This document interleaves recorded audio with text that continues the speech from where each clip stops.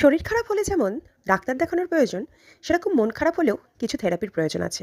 আর আমার কাছে মন খারাপের থেরাপিটা একটু অন্যরকম।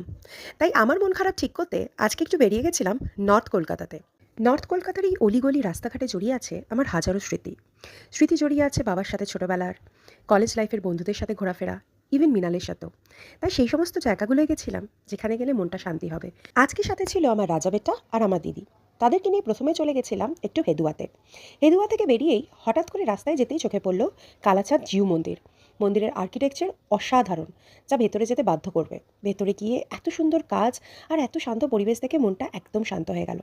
সেখান থেকে চলে গেলাম আজকের মেন গন্তব্যস্থলে, যেটা ছিল নিস্তারিণী কালী মন্দির। আমি এই মন্দিরকে ইচ্ছাপূর্তি দেবীর মন্দির নামেই জানতাম। কলেজে পড়াকালীন এখানে এসে প্রায় পুজো দিতাম, নিজের মনের কথাগুলো বলতাম, আর বিশ্বাসের জন্য সেগুলো সত্যিও হতো। তাই আজকে মনকে শান্ত করার জন্য বিকেলে এসে মাকে এখানেই পুজো দিলাম। প্রত্যেকদিন